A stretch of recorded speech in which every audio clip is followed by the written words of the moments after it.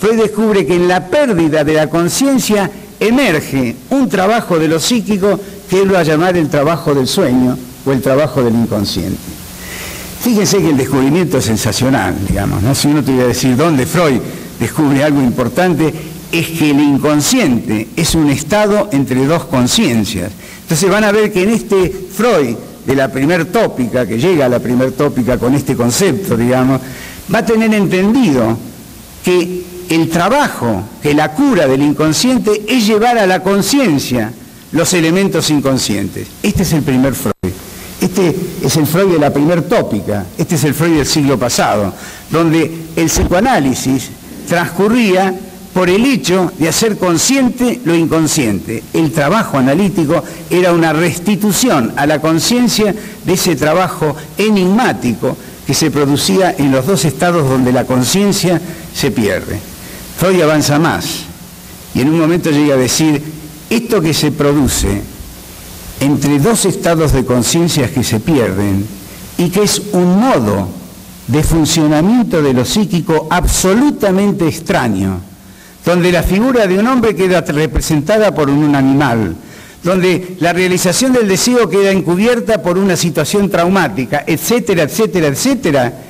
Este es el trabajo de desfiguración del inconsciente que Freud va a decir está en todos los normales, guardándose en alguna parte de su psiquismo. Pero otro descubrimiento fundamental, la neurosis es una manifestación exagerada de este funcionamiento normal de lo psíquico. Fíjense que Freud define el trabajo del psicoanálisis como un estudio del funcionamiento de lo psíquico, además de una psicoterapia para las neurosis.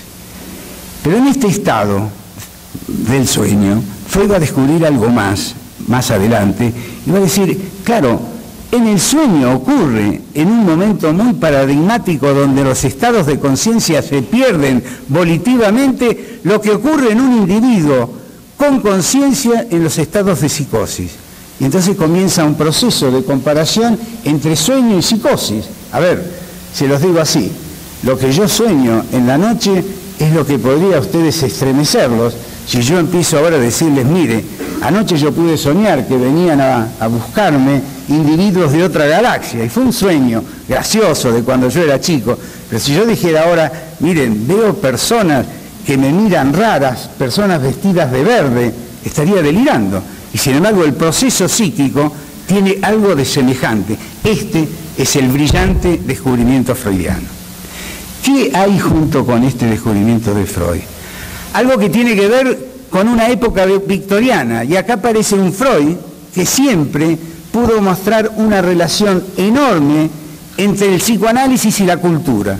¿Cuál era la cultura del 1900? La cultura victoriana, la sexualidad absolutamente condenada, solo permitida en el lecho conyugal. Todo lo que ocurría después del lecho conyugal estaba mal visto, no se podía tolerar. Y ahí aparecía algo que Freud decía, que la moral sexual cultural paga un precio, que es la nerviosidad moderna. Entonces, Freud mismo descubre que en este inconsciente hay algo que lo conforma y que es un acto de represión, ordenado en algún momento desde la cultura y después por alguien que personifica la cultura, que son los padres. Y en esta represión que transforma y que conforma el inconsciente aparece un concepto clave en 1900, que es el concepto de sexualidad. La sexualidad se transforma en la madre de las pulsiones para Freud, y lo que se le opone a la sexualidad es las pulsiones de autoconservación. Pulsiones de autoconservación comandadas, si ustedes quieren, desde la moral sexual cultural, otra vez la cultura, hasta la moral impuesta por los padres, hasta las construcciones endopsíquicas que van a funcionar como la conciencia moral de cada uno, que le lleva a decir esto está permitido y esto no lo está.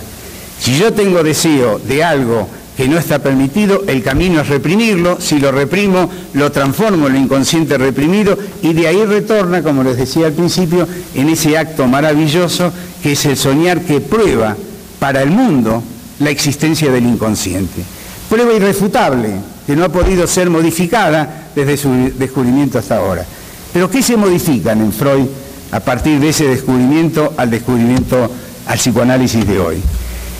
Que todo el conflicto entre la sexualidad y la autoconservación, por decirlo así, es un conflicto, vuelvo a decirles, del siglo pasado. En el 2009, tenemos que ser honestos, la sexualidad, aunque se sigue sosteniendo que la sexualidad en muchos casos es reprimido, y es cierto que lo es, la sexualidad ha dejado de ser en la mayoría de los aspectos una situación conflictiva. Yo hablaba ayer en un grupo pequeño y sí, decía que la sexualidad, hacer el amor, como se la llamaba hace 30 años atrás, se ha transformado en tener sexo. Y tener sexo ya no implica al otro de una relación amorosa, implica al otro de una satisfacción. La cultura ha autorizado la satisfacción sexual con un objeto que no tiene que reunir las condiciones del amor. Primer hecho importante que el psicoanálisis no puede desentender en el siglo XXI. Es muy difícil interpretarle a un adolescente, varón o mujer, dificultades o culpa porque tiene relaciones sexuales.